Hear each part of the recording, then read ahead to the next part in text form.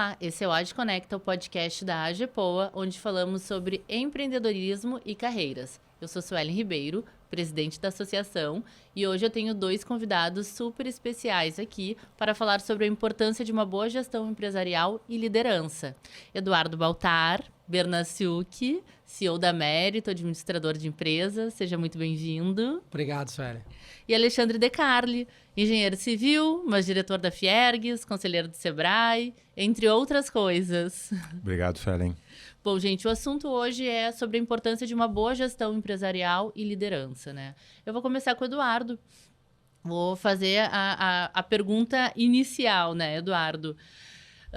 Tu és um super gestor e atualmente tu é conselheiro da Federação de Empresas Júniores do Estado. Faz parte do conselho da Junior Achievement, é mentor da Endeavor, entre outras coisas. A gente fala muito aqui para os jovens empresários. O público da AGEPOA são os empresários que são jovens de idade, mas jovens também ingressando nesse mercado de empreendedorismo. E eu queria saber como que tu doa parte do teu tempo ajudando essas empresas. Bom, Suelen, assim, eu estou nesse negócio de gestão há muito tempo, né? Então, tenho uma carreira mais de 20 anos aí com consultoria, mas eu sempre achei que era importante, né, não só entregar no cliente que me contrata, mas também ajudar o próprio ecossistema, né? Eu acho que se a gente quer um Brasil melhor, se a gente quer crescer, a gente precisa ajudar o próprio Brasil a crescer. Se o Brasil crescer, né, tanto nós aqui, né, Alexandre, vamos ter um mercado melhor para trabalhar, mas os nossos filhos, os nossos netos vão ter um legado maior, né? Então, eu realmente dedico aí uma parte do meu tempo, né, levando o meu conhecimento, aquilo que eu já sei e que eu levo aos clientes, e aí eu levo, né, para a Junior Achievement lá, tô lá no conselho, ajudando lá o programa Mini Empresa e outros programas da Junior Achievement que tem o foco de desenvolver jovens ainda lá nas escolas públicas e particulares, né? Levar a ideia do empreendedorismo para eles, né? Para que novos empresários surjam. Né? Depois eu ajudo no Conselho das Empresas Júniores, na FEGERS, na Federação das Empresas Júniores do Estado, quando eles já estão lá na faculdade, então eles montam essas empresas, são pequenas empresas de consultoria, né? E eles prestam essa consultoria normalmente para jovens e para pequenos empresários que estão começando. Né? Então eu ajudo eles a se aperfeiçoarem mais para eles poderem prestar um serviço ainda melhor. Né? Sim, tu dá o beabá para ingressar no mercado de trabalho. Exato. Na verdade, eu dou um apoio, né, para que eles possam se tornar melhores no que eles fazem e impactar melhor a sociedade. Né? Depois eu ajudo lá, por exemplo, lá no IO, né? A gente tem um prêmio lá, o GSA, né? O IO, para quem não sabe, Entrepreneur Organization, é uma organização, a maior organização mundial de empresários, né, de empreendedores. Né? Tem mais de 16 mil empreendedores no mundo todo. Né? E aqui em Porto Alegre faz parte do board e cuido, né, de um evento mundial, que é uma maior competição mundial de empreendedorismo, né, para jovens que estão na faculdade, que se chama GSA, né? Global Student Entrepreneur Awards. Né? Então, o grande prêmio para os jovens empreendedores aí que estão começando. Né? E a gente faz isso para realmente fomentar o empreendedorismo. Né? Ainda ajudo quando lá na Endeavor, aí eles já estão um pouquinho mais avançados. Né? Quer dizer, eles já passaram por essa fase, já montaram as suas startups, e aí a gente apoia a Endeavor, outra ONG, muito legal, que ajuda, né, empresas de alto crescimento a escalar, né, a crescer mais rápido. Por quê? Porque se acredita que essas organizações, elas que crescem mais rápido, elas geram mais empregos no mundo. Uhum. Né? Então, se a gente ajuda com o nosso conhecimento eles a crescer ainda mais rápido, a gente está ajudando o mundo, né, a escalar os empregos e gerar uma economia ainda melhor. Então, eu faço isso porque é uma coisa que eu gosto, me satisfaz, né? E eu acho que ajuda a sociedade, é uma forma de eu entregar para a sociedade uma parte, né, daquilo que a sociedade também me trouxe, né, através do meu trabalho, né, e dos aprendizados que eu tive aí ao longo da minha carreira. Né? Que bacana. E Alexandre, tu também é diretor da Fiergues e atualmente coordena o ComLíder, né? Que é um comitê que ajuda a desenvolver novas lideranças industriais, correto? Perfeito. Eu achei bem interessante também essa preocupação que vocês têm na capacitação de futuras lideranças, né? Acho que cada um numa área, mas vocês conversam, né, com as coisas que fazem. Fala um pouquinho mais para nós sobre os objetivos do Conlíder e suas frentes no trabalho. Eu até tô fazendo um curso do Conlíder ali na Fiergs, né, e tô amando. Até a ideia foi uma ideia que o Alexandre me deu de eu fazer o curso e replicar na GEPOA, que é o que a gente vai fazer no próximo semestre. Perfeito. Deixa eu explicar um pouquinho o que é a Federação das Indústrias do Rio Grande do Sul, Perfeito. Né, a Fiergs. A Fiergs é composta pelo SESI, pelo SENAI e pelo IEL. O IEL é o Instituto Evaldo Lodge, que é responsável por capacitar os executivos das indústrias. O SESI, ele ajuda a formar os filhos dos industriais. Então, todo empregado que trabalha na indústria pode colocar o filho dele numa das escolas do SESI, de graça. E vocês devem ter ouvido aqui recentemente que o SESI vai investir nos próximos 5 anos 300 milhões de reais em abrindo 25 escolas. Uma delas ainda é uma escola para formação de professores. Nossa! Então, assim, e o SENAI, ele é um instituto para capacitar o operário, né, o trabalhador da indústria. Então, a federação tem o SESI, que cuida, além da educação da saúde do empregado, né, tem a questão médica, odontológica, ergonômica, segurança do trabalho, etc. Ela cuida também dos filhos, da educação dos filhos dos industriais. O SENAI cuida, então, dos profissionais, educa, né, e dá cursos técnicos, etc., e mais toda uma aparelhagem técnica para os funcionários da indústria. E uma preocupação nossa lá é que, por exemplo, assim, e os industriais, né, e os empreendedores industriais, digamos Perfeito. assim, né, e principalmente no nosso caso, o jovem industrial, seja ele da segunda geração ou seja aquele jovem que está iniciando com um projeto de empreendedorismo dentro da indústria. Onde é que ele é amparado? Né? Porque ele é um empreendedor, ele não é o funcionário. Né? O funcionário tem toda já uma rede super antiga, o SESI tem 70 anos, tem mais o SENAI, né? E então se criou o Instituto Evaldo Lodge, mas mais no nível executivo. E faltava aquela capacitação assim para o jovem industrial. Além do que, a gente também a gente percebe que o jovem hoje, ele está um pouquinho afastado do associativismo. Né? Talvez ele não perceba e não conheça, né, o quanto o associativismo pode ajudá-lo na vida. Eu mesmo, Alexandre, fiz 2 cursos no exterior pelo Instituto Evaldo Lodge, 2 programas, um com a Universidade lá da Pensilvânia, em Wharton, e outro em SEAD, na França, e eu fiz pelo Instituto Evaldo Lodge. Né? Fui junto com outros empresários, né, brasileiros, fiquei sabendo que tinha o programa, me convidaram, eu fui, né, e foi o Instituto Evaldo Lodge que organizou tudo. Quer dizer, se não existisse o Instituto, eu não teria feito esses 2 programas lá fora, né? Muito legal. Perfeito. Então, o Conlíder, que é um conselho hoje, ele nasceu como um comitê, digamos assim, e agora é conselho. A Fiergs tem vários conselhos, são 11 conselhos, desde conselho parlamentar, conselho trabalhista, conselho do meio ambiente, conselho de pequenas e médias indústrias, e o Conlíder é o conselho de futuras lideranças, né? Então a gente coordena isso desde 2013, né? E aí a gente juntou um grupo que são, na maioria dos nossos conselheiros, são sucessores de industriais que ou estão na diretoria ou estão envolvidos em algum sindicato, né? Sindicato patronal, né? Porque a gente tem sempre o sindicato dos trabalhadores e o sindicato dos industriais, né? E os sindicatos servem para fazer aqueles convenções coletivas do trabalho, né? Onde todo ano se reúnem para estabelecer qual é o grau de aumento de salário, etc. Essa é a parte básica dos sindicatos, né? Além de alguns outros subsídios, tanto para a indústria quanto para os empregados. Tá? Mas aí o Conlíder surgiu com essa função de, primeiramente, capacitar o grupo interno que a gente tinha. Tá?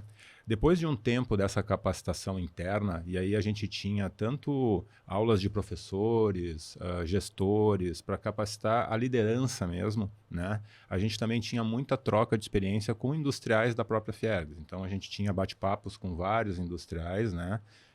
Com cases de sucesso e tal, sucessão e assim por diante. Aí esse grupo ficou super capacitado e aí a gente começou num outro nível que era então dali de dentro para fora a gente procurar então capacitar mais pessoas. E aí surgiu o ciclo, né, de formação que tem são 8 módulos bem abertos, desde futurismo, governança, modelos de negócio, uma série de que tu está cursando agora, né? Que são aulas, né? Onde a gente tem professores, horas do próprio IEL, horas a gente contrata alguns professores. A gente normalmente tem sempre um conselheiro do ConLeader junto participando e tal. E a gente abre para... Aí não é só para o industrial, é qualquer pessoa que quiser participar, seja ela da indústria, do comércio, do serviço, né? E para ter essas aulas de capacitação. Então, hoje a gente tem elas ao vivo, né? Então, tu tem um horário, tu participa, tu interage, tu troca conhecimento, tu troca experiências, né? E aí a gente vai dando uma noção e sempre pincelando um pouquinho da questão do associativismo, né? Que é para o pessoal conhecer, se interessar um pouco mais, se desenvolver um pouco mais nesse assunto, né? O ciclo é uma das ações do ConLeader, né? O ConLeader tem várias outras ações, se a gente tiver tempo a gente pode conversar sobre elas, mas uma delas é o ciclo de formação. E que a gente está estudando, é o 3º ano, a gente tem sempre... ele era para ser presencial, veio a pandemia, a gente transformou ele em digital. Esse ano ele foi híbrido, teve aquela aula inaugural, né? Mas como a gente tem demandas de outros estados, de pessoas de longe, a gente optou por fazer ele também, né? Virtual, para que as pessoas possam ter mais acesso, né? Provavelmente nós vamos ter uma aula de encerramento, estamos estudando uma aula no meio do curso também presencial, então para ter trocas, para convidar, como foi na inaugural, né? Convidar empresários de sucesso para contar um pouco dos seus cases, dar uma incentivada no pessoal e contar também que nem tudo é sucesso, né, Eduardo? A gente sabe nem tudo. Que o maior... Tu aprende mais com os erros, né? Exatamente. Exato. Então, esse é o papel do ciclo. Talvez para o ano que vem a gente está estudando ele em gravar as aulas e aí, de certa forma, conseguir disseminar mais, porque a gente tem um grupo pequeno, são 50 pessoas que a gente consegue interagir mais do que isso, tu começa a perder o controle, né, e perde o sentido. Então, a gente vai mudar um pouquinho o formato dele. Mas a ideia é essa, é capacitar com conteúdos, minimamente, assim, né? Depois a gente dá dicas para como a pessoa quiser se especializar nisso e também abordar essa questão do associativismo, quanto ela é importante para quem está querendo entrar nesse meio empresarial aí. Não, e é muito bacana, eu estou fazendo esse curso e ele está sendo bem, bem rico, assim, de conteúdo e essa interação, apesar de ser... Eu confesso que eu nunca tinha feito aulas online interagindo com as pessoas online. Então, eu tinha só assistido e eu achei super interessante, porque no Zoom tem umas salas de grupos... Talvez para algumas pessoas seja super normal, mas eu só assistia a aula, né? Sim. Não interagia, então eu achei muito bacana, assim. Mas falando um pouco da gestão empresarial, Eduardo, em que consiste a gestão empresarial exatamente? A consultoria de gestão empresarial, o que um gestor faz? Bom, vamos lá. O papel do gestor na organização, né? É resolver problemas e melhorar resultados, né? Então, a organização, uma empresa, uma ONG, até a área pública, né? Uma organização, ela tem um fim, né? Ela tem um propósito, né? E a maior parte delas visa lucro, né? E por que visa lucro? Porque é a forma pela qual a organização vai sobreviver no longo prazo. Sim. Né? Então, o objetivo final de um gestor é manter aquela organização saudável, né? É fazer com que ela consiga entregar o seu propósito, né? Atender o seu público, prestando seus produtos, né? E serviços e deixando seus clientes satisfeitos, o seu time satisfeito, a sociedade satisfeita. Ou seja, ele tem que cuidar das principais partes interessadas e fazer com que a organização consiga sobreviver no longo prazo. Perfeito. Tá? Então, esse é o principal papel da gestão, né? E quando a gente fala de gestão, o que é gerir? Eu falei, resolver problemas, né? Tem 2 tipos de problemas numa organização.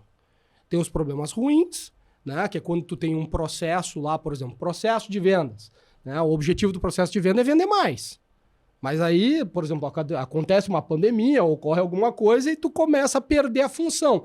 Teu processo, em vez de vender mais, está vendendo menos. Então, tu como gestor tem que entender como é que o processo está organizado, quais são as causas, né, que estão atuando nesse processo, estão impedindo de tu conseguir entregar o teu resultado. E aí tu vai, junto com o teu time, né, olhar o que é que está impedindo e vai traçar planos. Vai definir ações que vocês vão fazer em conjunto para colocar o processo para entregar novamente o resultado que ele precisa entregar, né? Ou seja, atingir as suas metas, né? De forma a manter vamos dizer assim, a empresa saudável e crescendo, né? Perfeito. Tem os problemas bons, né? Que aí vamos pegar aqui um exemplo aqui, o Alexandre falou lá, tu tá lá com o teu colega em sala de aula e ele te fala que cresceu 30% nesse último ano. Aí tu olha para tua empresa e diz assim, puxa, minha empresa é parecida com a dele e eu só cresci 10%. Né? Então, tu acabou de descobrir que tu tem um problema bom para resolver, que é essa diferença de 20 pontos percentuais aí de crescimento, né?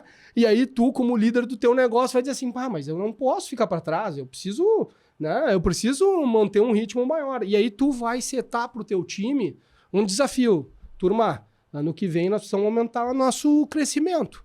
O mercado está crescendo mais do que nós. Eu falei com a Suelen, ela está crescendo 30%, nós só crescemos 10% esse ano.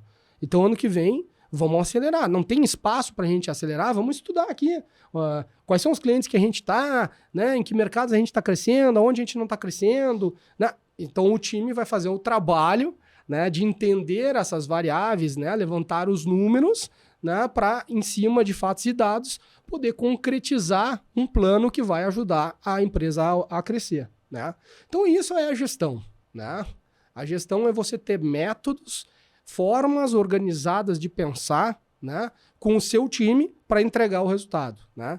Eu costumo dizer que gestão é o terceiro fator de sucesso de uma organização. Porque o primeiro fator de sucesso da organização é o que o Alexandre está fazendo, é trabalhar a liderança. Porque a liderança é que montou o time e que pega a gestão e coloca todo mundo, né, nivela todo mundo em termos de capacidade de gerir o negócio para atingir um propósito. Né? Então tudo começa pela liderança. Sem liderança não tem organização. Né? Se não tem um fundador, não tem um empreendedor que tem a ideia, que conecta as pessoas, que puxa as pessoas e vamos lá, e aí, né, arrisca, coloca o capital, né, faz o investimento inicial e aí contrata um, contrata outro e tal, e começa a montar o negócio, não tem. Então o mundo precisa de lideranças. Né? E a liderança também precisa ser aprimorada do ponto de vista de gestão. Porque eu acho que assim, o grande desafio, né, pelo menos pelo que eu vejo, né, no mundo empresarial que eu participo, né, no ecossistema aí empreendedor que eu participo, é que muita gente não tem gestão. E quando eu digo não tem gestão A gestão empírica, né? É uma gestão empírica. Eu pergunto, tá, como é que tá o resultado do teu ano aí? Qual é a tua margem de lucro? Né? Como é que tá o crescimento do teu caixa? Caixa? Né? Lucro, eu falo, às vezes, claro que o mercado tem, né, usa alguns conceitos de EBITDA. Margem de contribuição. Margem de contribuição. Né? Então, assim, a gente vê o seguinte, né? Tem uma frase na gestão que diz o seguinte: tudo aquilo que tu não mede não é gerenciado. Né?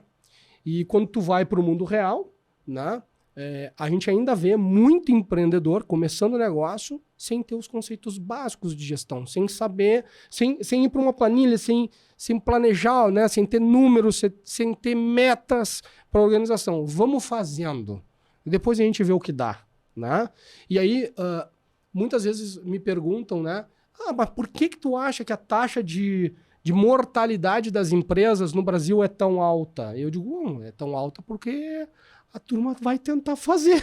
E depois, se não der certo, chora, e se der certo, aí é que vai descobrir que existe a gestão, e aí vai descobrir que, né, precisa se aprimorar, né, e entender um pouco mais sobre os seus números. Porque no final das contas, né, Alexandre, tudo acaba no número, né? Tudo que tu faz na tua organização, ele acaba no número. Então, se tu tiver bons relatórios e tu acompanhar bons indicadores, tu sabe se tu está indo bem ou não. Né? E a gestão é isso. Ela serve para te mostrar no que tu está indo bem, né? E o que tu precisa melhorar. E antigamente, né, a economia e os empresários eram diferentes, os tempos eram outros, né, Eduardo? Uhum. Então, assim, a gente via os nossos pais e tal gerindo uma empresa de forma empírica e tendo muito sucesso.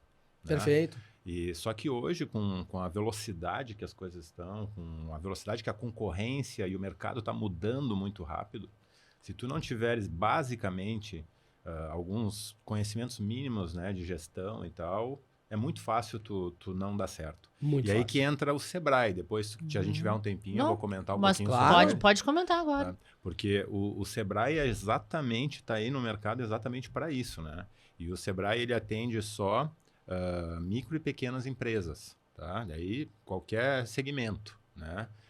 Só tem que estar dentro até o limite do Simples, que é 4.800 de faturamento, 3.600 aqui no Rio Grande do Sul, para não ter o ICM, né? E aí tu consegue ser atendido. Mesmo até o MEI é atendido pelo Sebrae. E o Sebrae hoje tem inúmeras plataformas e formas de atender, né? Pode ser um atendimento pelo site, pela internet, pode ser um atendimento presencial. Ele tem hoje, ele renovou todas as como eles chamam, salas de atendimento, centros de atendimento deles, são super modernos, são bem, bem interessantes, assim. Agora está fazendo uma super reforma do centro de atendimento aqui do centro de Porto Alegre, ali na 7 de setembro. Vai ficar um espaço muito legal. E assim ele está começando a renovar e modernizar os outros centros de atendimentos. E aí pegam todas essas pessoas. Normalmente, e tem algumas indústrias maiores, né, que subcontratam, né? Tem fornecedores que são, às vezes, pequenos, né? Perfeito. E aí, às vezes, essas indústrias maiores fazem convênios com o Sebrae para que o Sebrae treine esses pequenos. Fez isso muito no calçado, em vários outros segmentos de mercado, para que eles tenham gestão e que eles possam realmente conseguir evoluir e crescer, né? Porque é uma educação básica para o empreendedor. E o Sebrae, assim, tem uma atuação muito grande, desde políticas públicas, né? A educação infantil também para o empreendedorismo e o atendimento específico, né, para o empresário. E aí tem N formas de consultoria, de trabalho, etc., né? Então, é bem interessante o trabalho do Sebrae, ele é bem conhecido. Claro. Né? Uhum. Só que, às vezes, as pessoas não sabem que a maioria desses trabalhos oferecidos é gratuito para o pequeno. Sim. Entendeu? É gratuito, é subsidiado e tal. Então, o Sebrae, ele recebe uma verba pública, né? Que é uma verba, na verdade não é pública, vem das empresas, né? Tem uma contribuição lá, uma pequena contribuição, de cada empresa contribui, e aí o Sebrae é um dos S's, né? Sim. Que recebe essa contribuição e aí retribui isso para a população e tal por esses serviços, né? Então, o pequeno empreendedor que quer montar o seu negócio, quer sair, não tem muito estudo, não tem muita capacitação. Não sabe por onde começar, procura o Sebrae. Procura o Sebrae, que ele vai ser super bem assistido. Depois, no segundo nível, ele vai procurar o Eduardo. Sim. Mas é engraçado isso, sabe? Primeiro, uma coisa legal, né, de colocar, né? Eu sou lá do Conselho da Junior Achievement e o Sebrae é um dos nossos principais patrocinadores lá, apoiadores, né, do programa, né? Então, é super legal ter o Sebrae ao nosso lado lá, porque esse trabalho de fomento do empreendedorismo é super importante, né? Porque, não sei se vocês conhecem o programa Mini Empresa, por exemplo, né? Que é um dos programas, dos tantos programas, são mais de 20 programas que a Junior Achievement tem hoje aqui no Brasil, né? Para fomentar empreendedorismo jovem, né? É um programa que a turminha monta uma mini empresa fictícia, ela vai buscar o dinheiro, né, nos pais, nos amigos e tal, como investidores. Eles produzem algum produto, eles vendem, eles recolhem impostos, eles têm custo no produto e eles têm um lucro. No final, o imposto vai ser doado para alguma instituição de caridade e o lucro vai ser devolvido para aquelas pessoas que emprestaram o dinheiro como investidores, né, lá no início do trabalho. Quer dizer, olha só que legal. Tu tá fomentando a turminha ali, né, a aprender o que é uma empresa desde cedo, né? E ali eles aprendem, porque eles têm um advisor, né, uma pessoa assim como eu, como o Alexandre e tal, que tá ali doando tempo, né, de forma voluntária e ensinando os principais conceitos, né, que eles precisam saber para que a empresa funcione, para que a empresa dê lucro, para que a empresa consiga entregar retorno lá para o capital investido, né, dos acionistas, né? Então isso vai criando uma mentalidade de empreendedor, né, que a gente começa precisa. na raiz, né? Na raiz. Isso é... Na raiz, né? Então isso é, acho que assim, ó, uma coisa super legal, né? E super bacana. E tu falou, né, o primeiro o empreendedor procura o Sebrae, depois vai vir procurar. E na verdade é verdade isso, exatamente isso, porque tu sabe que as empresas, né, até um determinado tamanho, a força do empreendedor leva a empresa. né? É aquele empreendedor com a sua vontade de construir, que ele pega aquele time dele, bota debaixo do braço, né? E com conhecimento dele, com bom senso e com a vontade de entregar, ele leva a empresa até um determinado patamar. Mas depois de um determinado patamar, se não tiver gestão... Não anda. Ou ele vira um escravo, ou a empresa não cresce mais. A empresa fica dependente dele. Porque o grande sucesso, né, de você conseguir... Para você escalar, você tem que dividir tempo. Você tem que cuidar de menos coisas prioritárias e dividir, delegar mais para o seu time cuidar cada um do seu pedaço, né? Ou seja, você tem que pegar o sonho grande lá da organização, aquela estratégia e definir o que cada um aqui vai fazer, né, dentro da organização para conseguir entregar o sonho grande, né? E isso precisa de gestão. Gestão é para isso, né? Exatamente métodos e ferramentas para permitir que você consiga fazer isso, né, com maestria, com mais liberdade, com mais tranquilidade, com menos sofrimento, vamos dizer assim, né? E a gestão, ela é importante, mas o papel do líder, né, e por isso que a gente fala da liderança, né? É isso aí. Porque ele que puxa a gestão. Que entusiasma e que faz e que lidera, né, as pessoas a comprarem aquela ideia dele e fazerem acontecer, né? E a gente está vendo o quanto é difícil para uma empresa crescer conseguir achar as pessoas certas, né? Muitas vezes, hoje está muito difícil, o mercado está muito competitivo, né? E tem muita pessoa desempregada que não está capacitada. Sim. Né? Então, assim, eu estou desempregado, o país tá difícil e tal, mas é que a situação, o mundo está mudando. Perfeito. Não adianta tu ficar desempregado recebendo uma bolsa, alguma coisa, né, sem estar se capacitando, está à margem da sociedade. Sim. Como o mundo está mudando tanto... Sim, a velocidade da informação ela está muito, muito alta, né? Muito rápida. Nós estamos passando por uma transformação digital, né? Quer dizer o seguinte, o mundo, hoje a gente fala de mundo 4.0, né? Um mundo que está totalmente digitalizado, né? Então, por exemplo, se tu tem uma dificuldade de mexer com um computador, mexer com um celular, num aplicativo, cara, tu tá fora do mercado. Porque o mercado está exigindo isso, né? Então, a velocidade de mudança está muito rápida e as pessoas não estão se capacitando nessa mesma velocidade. Por isso que, né, esse processo de formação de lideranças, né, que o Alexandre lidera lá, é tão fundamental, é importantíssimo.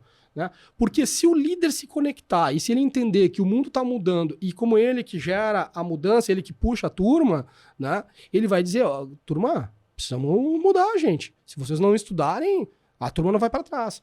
E o líder, o que é liderar, né? Liderar vamos dizer assim, transformar pessoas pelo exemplo para que elas atinjam os resultados certos, né? Então, por exemplo, tenho certeza que se lá na Mérito, se eu não estou estudando e não estou investindo tempo meu em estudo, eu não estou dando o exemplo certo para o meu time. Por isso que eu estou sempre estudando, estou sempre investindo, né? E falam assim, e aí eu começo a trazer termos novos, a turma ficou me olhando e eu digo assim, ué, tu não sabe o que é isso? Ou seja, eu já estou dizendo o seguinte, galera, acorda aí, gente, o tempo é outro, vamos lá, acelera aí, né?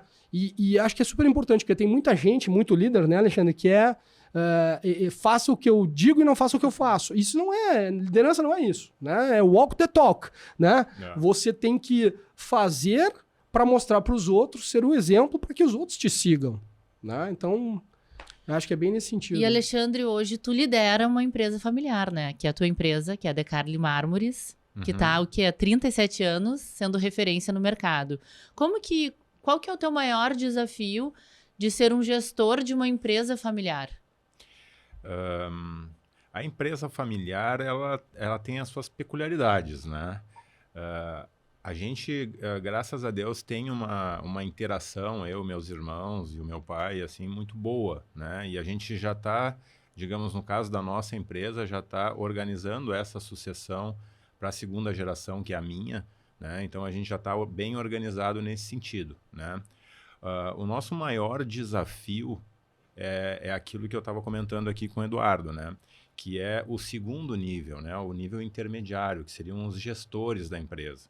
Né? Porque a nossa marmoraria é uma marmoraria um pouco mais estruturada, né? Onde eu sozinho já não levo mais a empresa para frente. Então, eu preciso ter as pessoas. Então, eu tenho lá um gestor de fábrica, um gestor comercial, um gestor financeiro, e achar essas pessoas, mantê-las sempre capacitadas e atualizadas e tal, é o grande desafio.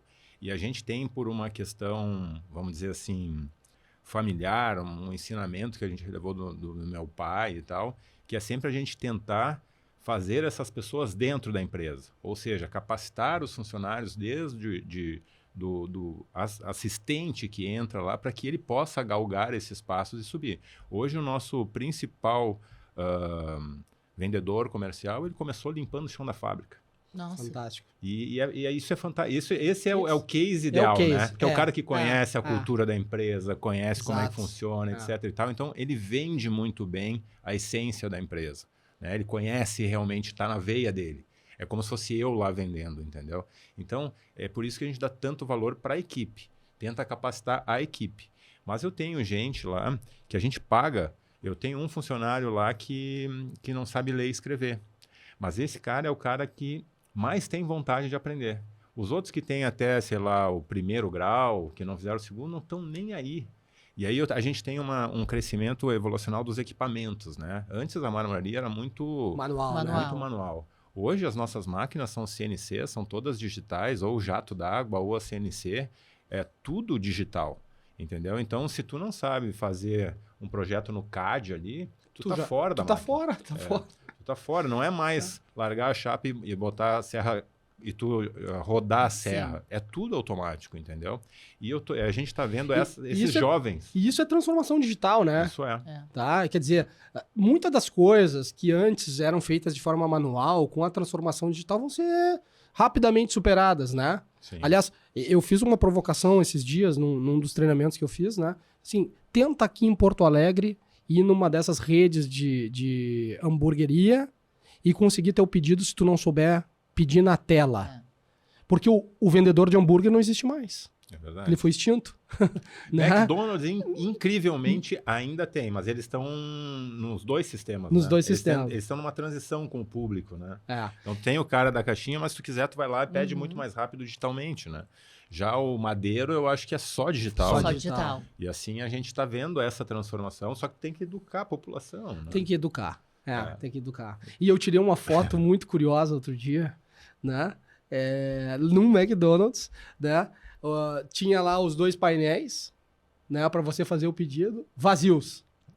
E uma fila gigante numa única caixa. Quer dizer, as pessoas são resistentes à mudança. Sim. Né? Tem medo, né? Tem medo de teclar e de... Tu vai no cinema, por exemplo, no Iguatemi, que seja, tá? Tem uma fila gigante para comprar o ingresso e as maquininhas estão vazias. Estão vazias. Né? Sendo que tu pode comprar pelo celular, né? Sim. Se chegar com o ingresso. Com o ingresso, né? Então, quer dizer, nem fila tu pega, né, cara? A gente tem um déficit educacional no Brasil muito sério. Né? E a pandemia, infelizmente, agravou muito isso para as crianças, né? Então, a gente está escutando hoje muita gente falando dessa questão educacional e eu vou te dizer, o Brasil só não cresce mais, só não é mais rico, mais poderoso em função da questão educacional. Sem dúvida. Né? E aí a gente vê os governos que se sucederam aí com tanta dificuldade de fazer isso. Né? E por isso que a gente prega que o Estado ele deveria ser menor, né? Não tão inchado e concentrado nas atividades principais, que é saúde, educação e segurança. Sem dúvida. Né? Porque se o Estado concentra a sua força nisso, talvez ele consiga ser bom nisso. Né? Só que a gente vê ele se entranhando tanto que ele perde o controle das coisas. Ele perde o foco, né? Exato. Perde o foco, né? É como uma empresa, né? Se tu é Exato. uma empresa que tu dá tiro em tudo que é lado, tu não consegue fazer nada direito. Exatamente. Né? Então a gente procura focar. Então, na empresa familiar, que eu vou te dizer, não é a minha que é uma empresa pequena, mas a maioria das indústrias brasileiras e tal tem essa característica. Né? O Brasil, por ser talvez um país novo ainda, a maioria das empresas ou das indústrias são familiares. Né? A gente tem N casos aí, a gente tem Fruc, a gente tem Gerdau, a gente tem várias mega indústrias aqui, né, que já estão na terceira geração, segunda geração, quarta geração, Grupo Zafra e assim por diante. Né? Então, assim, são empresas familiares E o que a gente percebe, o que a gente tenta ajudar bastante é a questão sucessória, tá? Porque isso às vezes quebra a empresa, né? A gente tem essa dificuldade do gestor, às vezes mais velho, que tem aquela mentalidade de que o filho ele tem que ser automaticamente o sucessor, né? O gestor da empresa. E a gente sabe que, às vezes, dependendo do tamanho da empresa, nem sempre não é tem o melhor para a perfil. empresa. Às vezes não tem perfil. E o cara, às vezes, nem quer. Nem quer, né? E exato. aí fica o pai lá forçando e tal, e não é. Ao mesmo tempo, às vezes, tu tem um filho que está super orientado, capacitado para seguir, e aí o pai não quer largar, entendeu? Então, essas duas situações, elas existem no nosso dia a dia.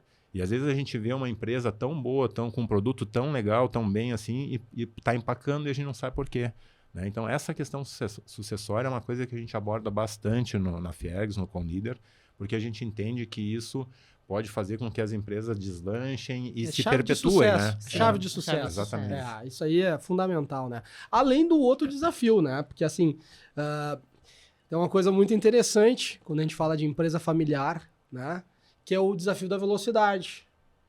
Porque muitas vezes as famílias se propagam e crescem numa velocidade superior da capacidade de crescimento de uma empresa. Perfeito. Então, por exemplo, tem o pai cria empresa, daí ele tem 3 filhos. Puxa, quer dizer, quando os filhos forem assumir a empresa, essa empresa, do ponto de vista de capital, de retorno, de lucro, antes ela pagava, vamos dizer assim, para uma família. Agora são 3 famílias. São aí 4. Né, 4 com o pai, né? Então já são 4, boa. E aí agora é o seguinte, vem os netos. E daí tu imagina que cada filho vai ter pelo menos 2, né? 2 netos. Então, agora já são 6 mais 3 mais 1. Então já são praticamente 10 famílias aqui, né? Quer dizer, então assim, essa é a velocidade. Como é que a organização também se prepara para isso? Porque também tem um momento, né, Alexandre, que não... que a própria organização não tem espaço para todo mundo lá dentro. Uhum. Né? E aí tu precisa profissionalizar. E eu acho ruim até esse termo, sabe? Porque a gente fala de profissionalização de empresa familiar como se uma empresa familiar não fosse profissional. E pelo contrário, eu vejo muitas empresas familiares muito mais profissionais e com vontade de fazer um negócio bem feito do que empresa que tem só executivo. Né? Eu acho que o termo que a gente usa aqui no Brasil não é correto, sabe? Que acho que a gente não é uma questão de profissionalizar, porque eu acho que toda empresa familiar, de certa forma, é profissional, né, no que faz. Ela entrega bem. Mas eu digo, tem o desafio da sucessão não familiar, vamos dizer assim. Né? Como é que eu faço para transformar, né, a família, né, em não necessariamente uma família de bons executivos, mas pelo menos uma família de ótimos acionistas. Sim. Né? Ou seja, fazer com que todos aqueles filhos e netos, né, saibam cuidar da empresa. Saibam o seu papel, porque o cara já nasce, né, acionista. Esse é um ponto. Sim. Tu já nasceu acionista, né?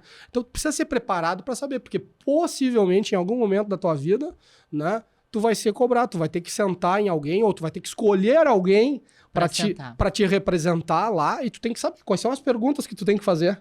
Sim. Né? O problema também da não sucessão são problemas realmente familiares, né? Porque aí começa como distribuir o poder, né? Às vezes, o nosso caso é esse, nós somos 3 irmãos. Sim, né? Quem faz o quê? Exatamente. Quem senta na cadeira.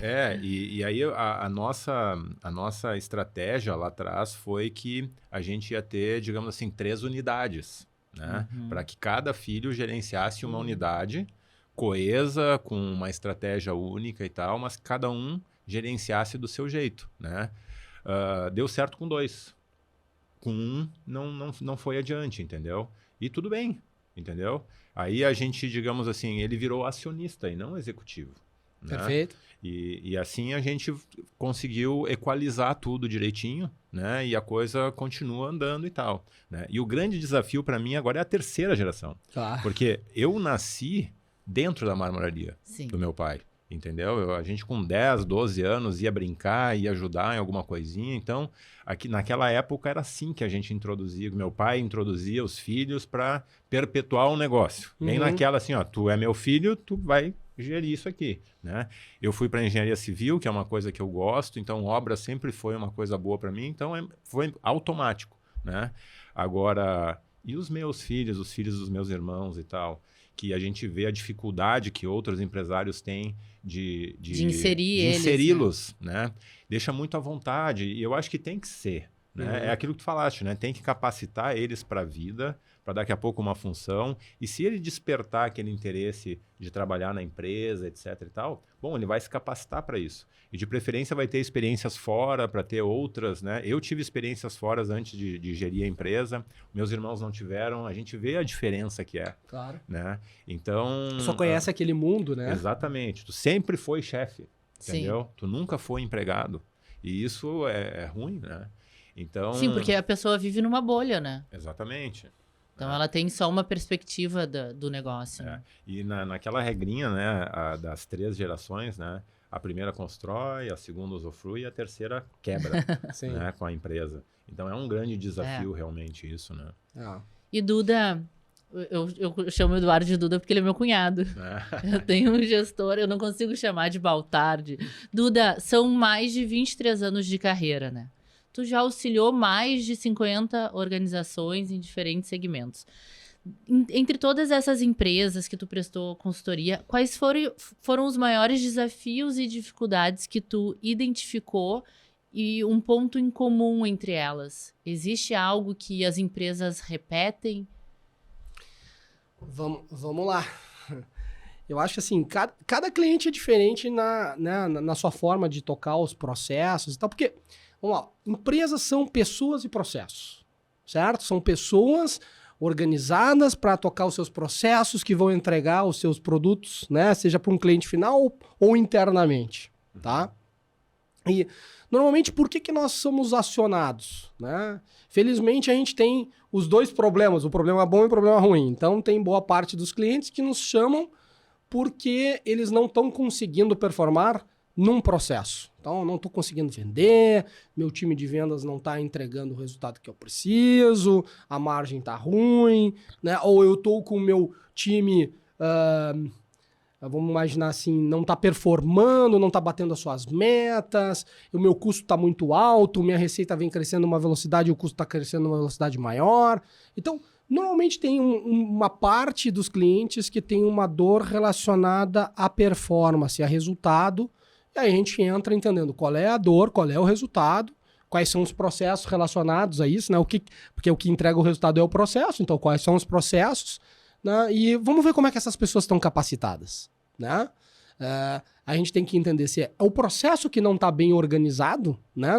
A gente precisa melhorar o processo, porque às vezes a empresa tem um bom processo e as pessoas só não seguem os padrões, né? Não seguem, não fazem com que o processo performe como ele deveria. Né? E aí é treinamento das pessoas, engajamento, disciplina, né?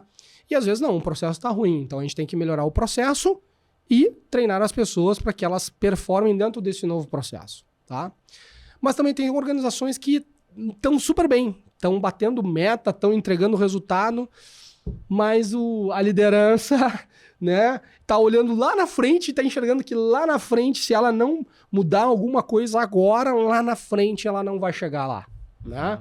Então nos chama para ajudar, né, vamos dizer assim, a discutir esse futuro, né, a desenvolver ou a melhorar a capacitação do seu time para que futuramente consiga entregar um resultado ainda maior, né? Então tem esses 2 tipos de desafios aí. Vamos lá. Sempre funciona? Não necessariamente. Eu já tive projeto que, inclusive, eu tive que num projeto chegar lá e jogar a toalha em cima lá pro presidente e dizer assim, ó, tô parando o projeto, não vou tocar mais. Porque eles não fazem o que tu pede? Porque as lideranças não estão engajadas e aí se as lideranças não estão engajadas e não quiserem, não sai projeto, né? E eu já joguei uma vez e um presidente chegou para mim, chamou toda a diretoria e falou assim, ó, aqui ó, Baltar, repete aqui para nós tudo que tu me falou. Aí eu fui lá e repeti. E aí ele falou assim, ó, turma, A partir de segunda-feira, a reunião de diretoria não é mais às 9, é às 8. E das 8 às 9, quem vai vir é o Baltar aqui apresentar com o time dele o status por diretoria, né? E espero que todo mundo, a partir de segunda-feira que vem, comece a entregar aqui e fazer o projeto andar, tá? Então, ele como líder deu o tom, entendeu? Sim. Porque o resto estava resistente. E eu acho que assim, quando não deu certo, foi porque a gente não conseguiu engajar as pessoas para a mudança. Perfeito. O grande desafio é engajar as pessoas para a mudança, né? Porque o nosso trabalho como consultor, né, é pegar os dados, torturar os dados para que eles confessem onde é que estão as verdades e aí mostrar às pessoas e dizer assim, gente, tá vendo? Olha aqui, ó, nós não estamos conseguindo avançar por causa disso. Olha aqui, estão aqui as lacunas que a gente chama, né, as oportunidades em cima da mesa. Vamos capturar. Vamos lá, turma. Né? E a mudança vem aonde? A mudança vem da aquisição de conhecimento. Porque as pessoas não fazem as coisas, não capturam as lacunas, não é porque elas não querem, é porque elas não sabem. Ou às vezes estão acomodadas naquela posição, né? Exato. Daí tu tem que tirar a turma da zona de conforto, entendeu, Sueli? É isso aí. Né? E quem tira a turma da zona de conforto é a liderança. Então, assim, o meu papel na consultoria é entrar com um time, meu time é especialista em fazer isso, né? Conseguir pegar os dados, organizar os dados, torturar para achar as oportunidades e junto com o cliente, né, identificar por que aquelas oportunidades não estão sendo capturadas, né? Quais são as causas disso, né?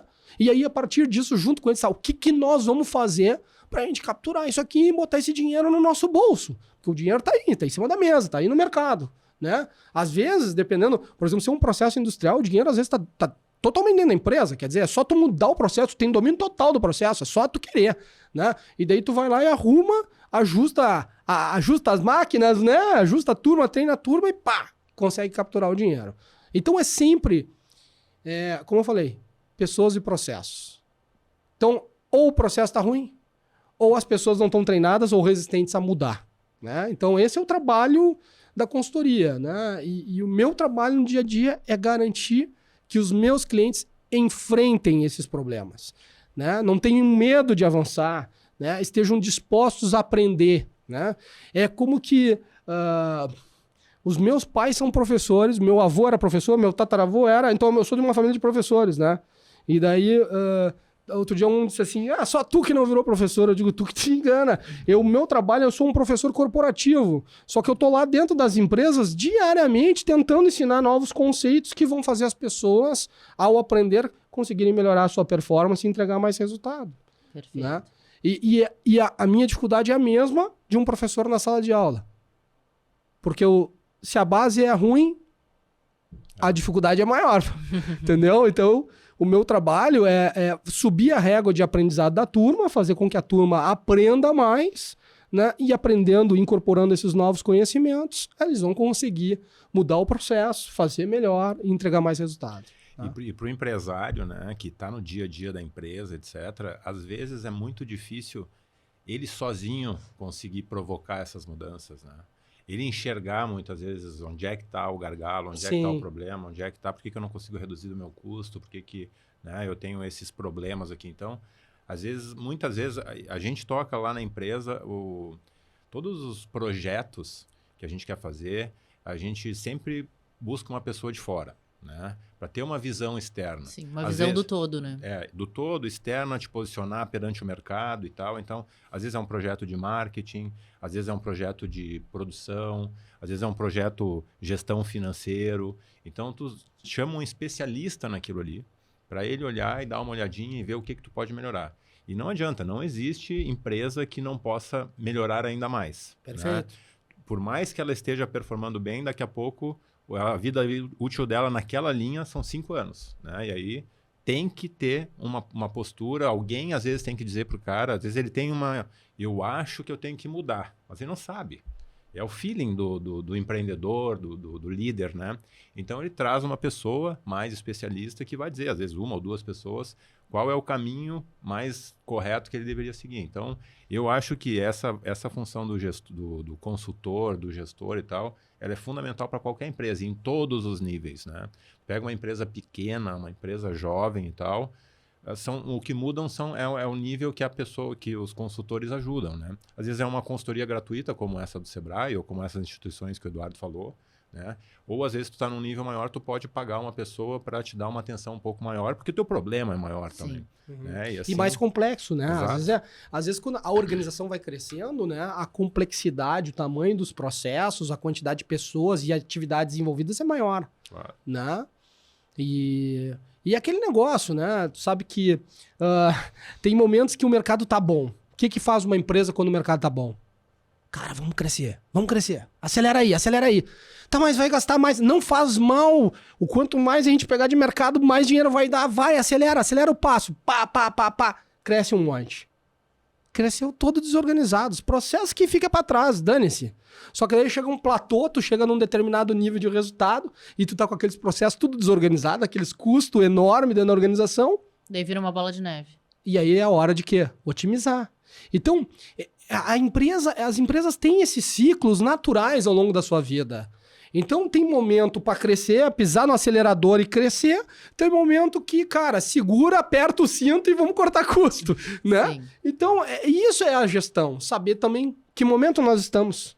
Qual é a prioridade do momento? Todo ano tem uma prioridade nova. Todo ano pede uma agenda nova, né? O japonês faz bem isso no método, né?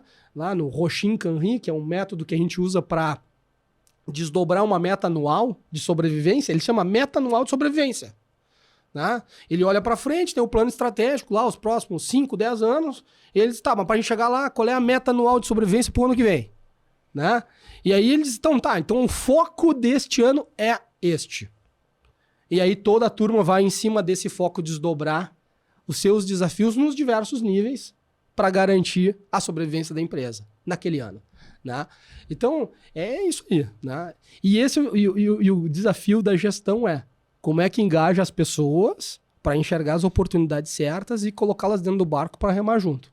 E quem faz isso é a liderança. Né? Então, não tem como, né, ter resultados numa organização se você não tiver um bom time, se não tiver gestão, mas se principalmente não tiver um bom líder puxando essas duas coisas, né? Porque o líder é que define o time e define a gestão, né?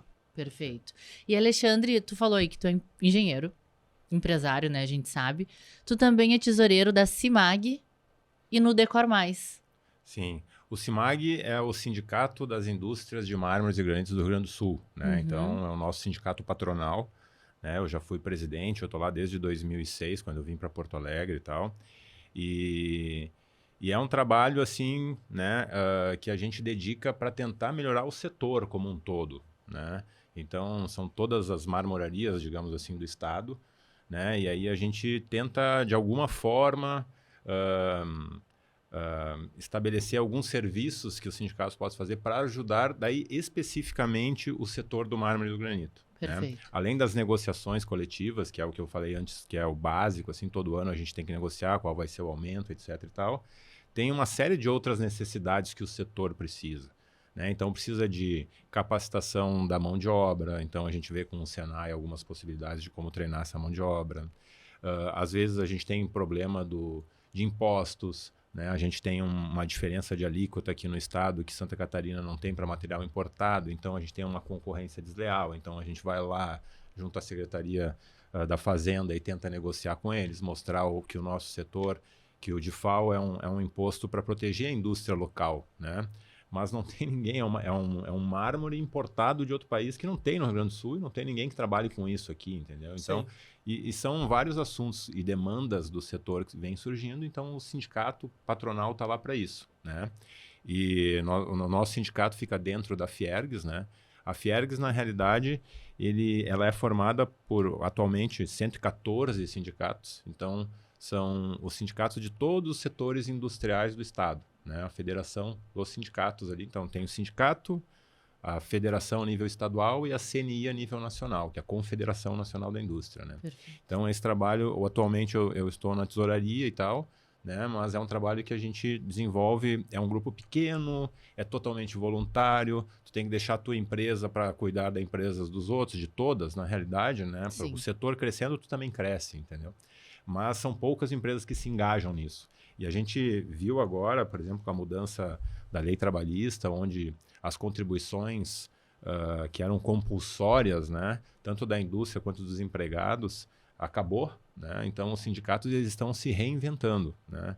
Porque não cai mais aquele dinheiro todo Certinho, mês né? e certinho na conta. Então, assim, se tu não for relevante para o teu setor, se tu não prestar algum serviço, os sindicatos, tanto o patronal quanto o trabalhista, acabam acabando. Eles estão enxugando bastante, estão se remodelando. A gente está numa transição bem complicada, né? Então, e como ele é todo, digamos assim, voluntarioso, né?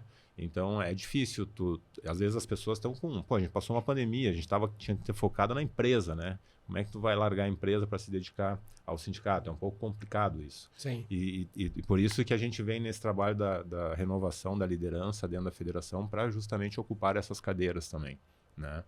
E o que mais tu me perguntou? Decor Mais. Decor Mais. O Decor Mais é um núcleo de arquitetura, né?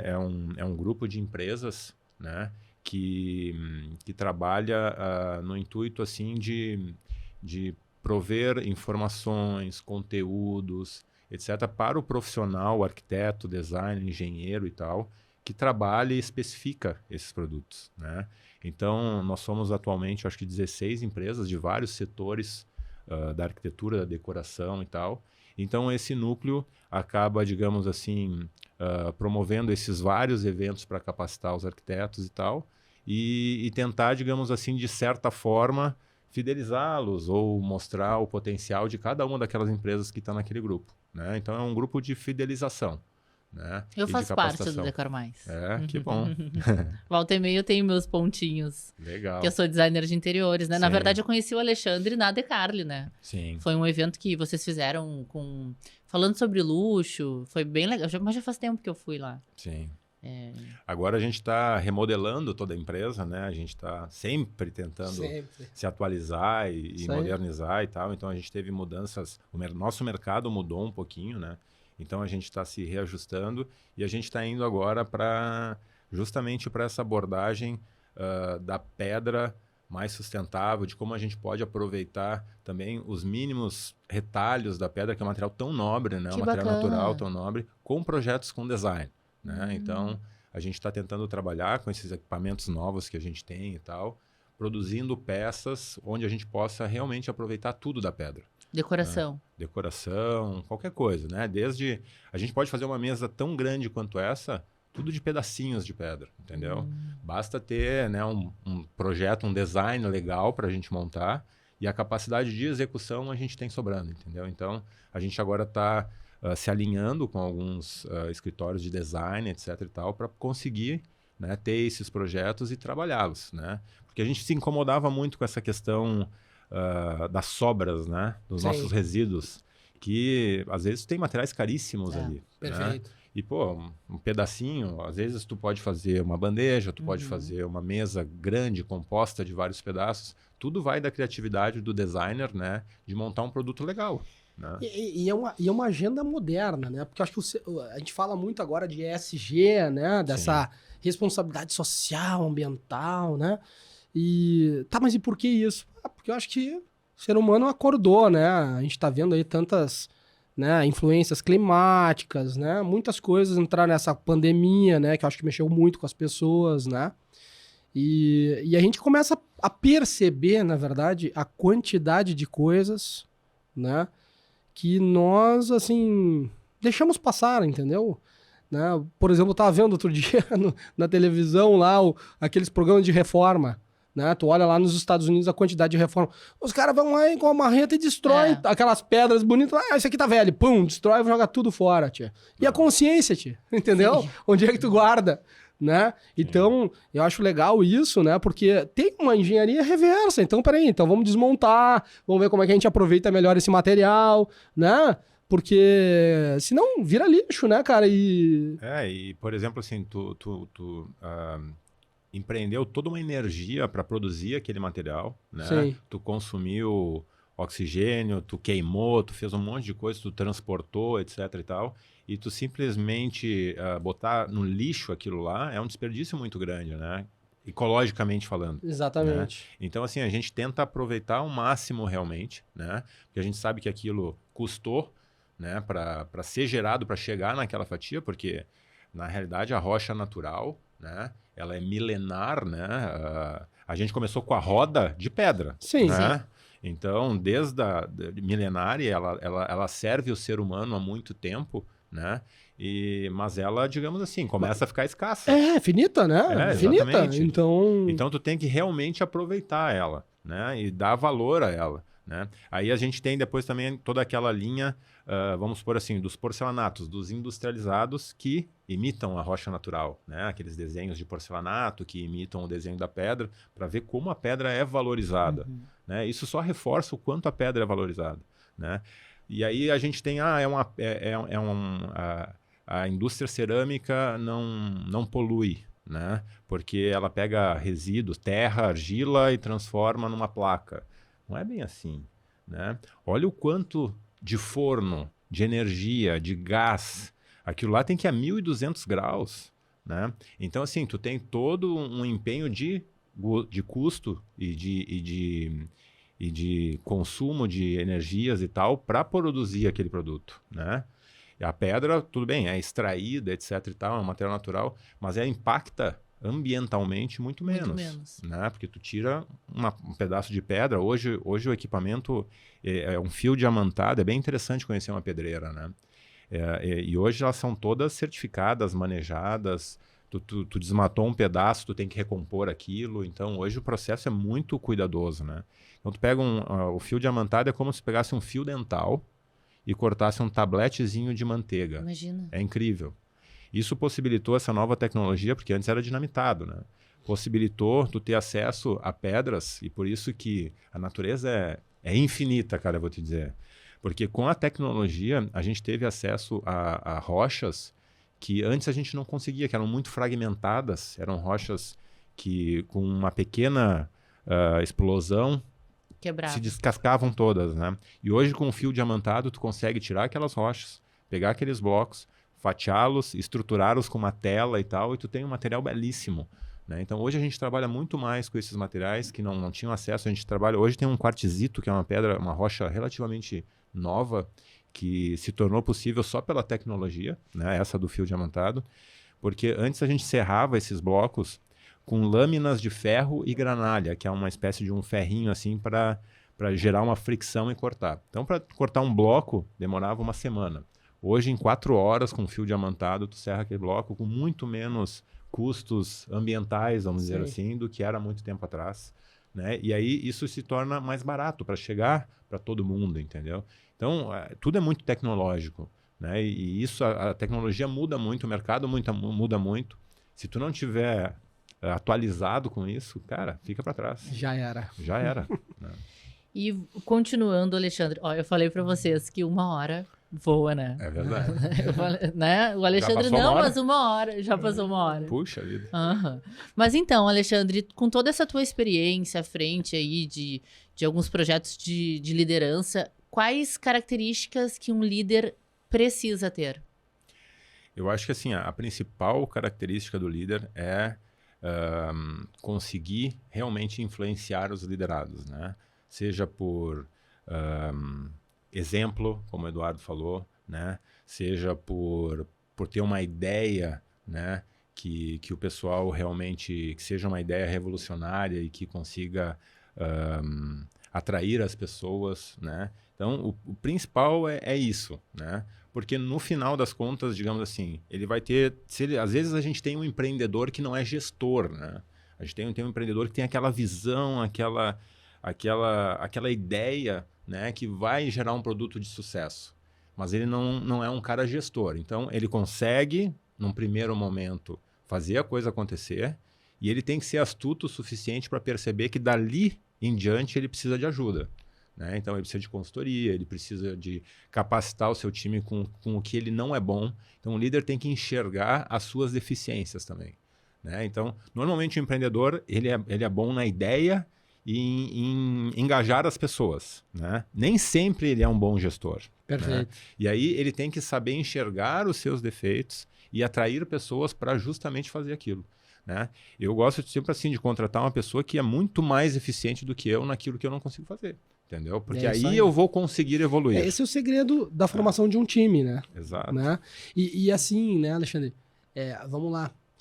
Tem uma coisa que eu gosto de frisar, é o seguinte, que cada um de nós tem um perfil diferente, tá? E este perfil, ele compõe, né, pontos positivos, mas vai deixar alguma coisa desequilibrada de outro lado. Então, por exemplo, se tu vai olhar um vendedor, o que tu procura num vendedor?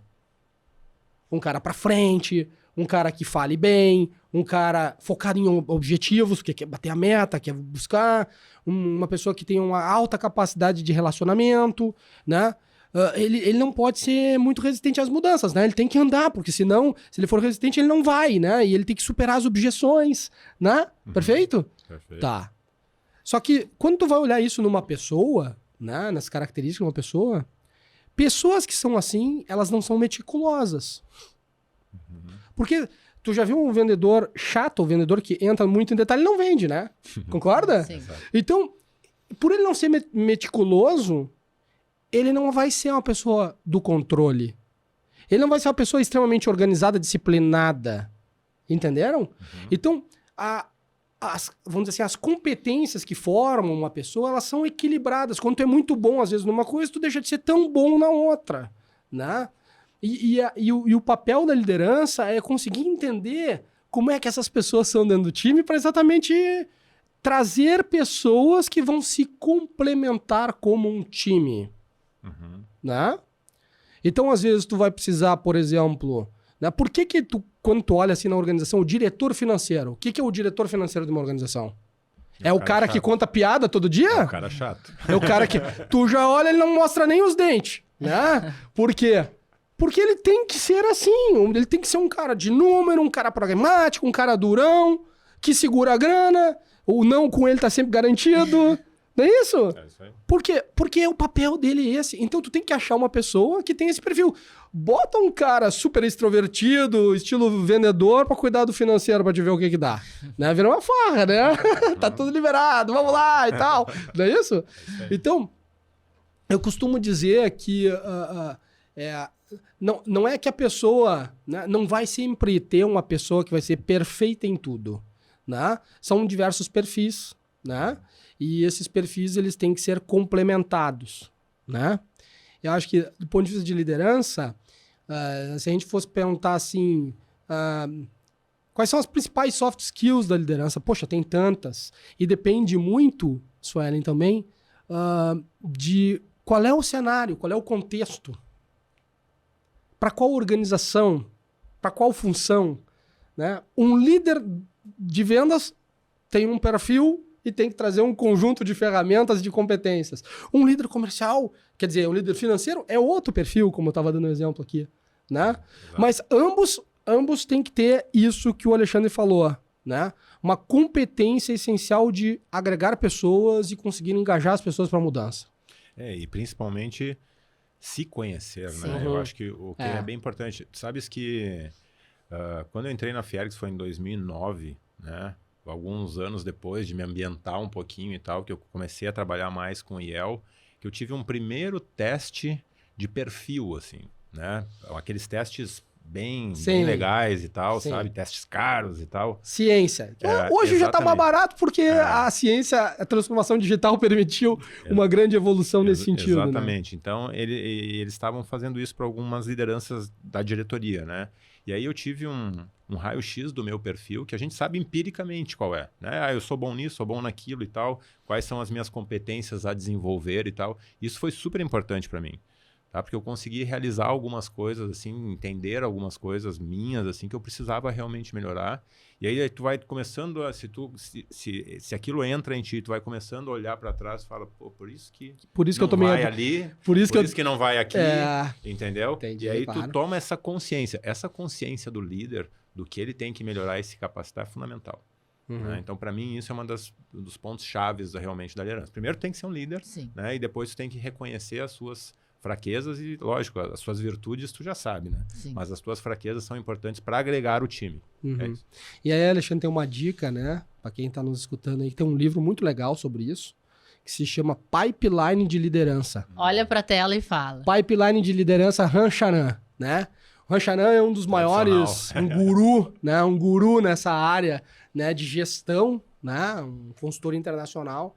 E nesse livro ele fala exatamente isso, porque quando a gente começa na nossa carreira, a gente é líder de si, ou seja, eu me lidero, eu vou fazer as minhas atividades, eu vou liderar o meu dia a dia, a minha agenda para entregar o resultado.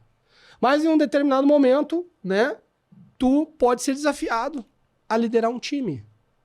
A tua agenda mudou. O teu papel não é mais entregar aquelas atividades, é fazer com que outros entreguem. Aí, talvez você tenha vamos dizer assim, o perfil para fazer isso e talvez não tenha. Tanto que muitas vezes a gente vê, né, em organizações, um ótimo vendedor é promovido ao gerente de vendas e ele acaba ali como gerente de vendas, né? Dá um péssimo resultado. Por quê? Porque ele é bom vendedor, ele não tem um skill para ser um bom gestor, um bom gerente de vendas, né? Que é outra coisa, precisa de outras ferramentas, outras habilidades, né? Outras competências, né? E o pipeline de liderança fala exatamente disso, né? Como é que tu te prepara para o teu autoconhecimento, né, Alexandre? Primeiro te conhecer bem, porque daí tu é o líder de si, e depois que tu te conhece, como é que tu vai liderar os outros, né?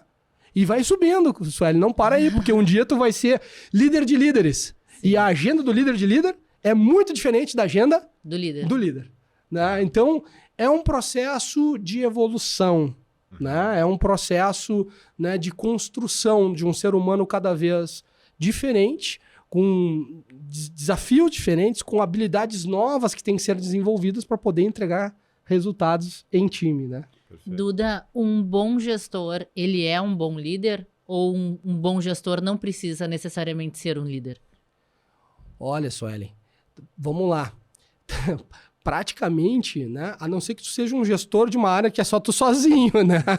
Então, é muito difícil, né? Numa organização onde tu trabalha com um time, né? Tu vê bom gestor que não é bom líder, né? Tá? Porque assim, ó, no curto prazo pode funcionar. Por quê? O cara é um bom gestor, ele tem todos os mecanismos, mas ele, para conseguir os resultados, ele mata o time. Ele sufoca o time. Ele aperta demais, ele não sabe ter né? Porque o líder, ele sabe a hora que ele pode apertar, a hora que ele precisa apertar, ser duro, e a hora que ele precisa dar um tapinha nas costas, né? Ser o paizão, ser o cara... Ou seja, o líder, ele sabe dosar isso, né? Ele sabe carregar o time, ele sabe a forma certa de conversar com cada um. Porque cada um tem um perfil diferente. Então, a minha forma de falar com o Alexandre é diferente da forma que eu vou falar com a Suelen. Porque o que mobiliza o Alexandre é uma forma e o que mobiliza a Suelen é outra, né? Por exemplo, se eu sei que o Alexandre é um cara super competitivo, eu digo assim, Alexandre, essa meta desse mês aí eu acho que vai, hein, Alexandre? Acho que tu não vai bater, hein? Será que tu vai bater essa meta, Alexandre? Só ir fazer isso aí, o Alexandre já ficou pé da vida, já vai correr atrás e vai bater a meta, entendeu? Agora, se tu, Suelen, não é competitivo, eu chego lá e digo a mesma coisa pra ti, isso não vai fazer diferença, entendeu? Talvez até a Suelen vai ficar pequenininha, vai se achar, não tá gostando de mim e tal. Já desmobiliza a Suelen, em vez de mobilizar, desmobiliza, né? Então, isso, a liderança, ela é fundamental na gestão, né?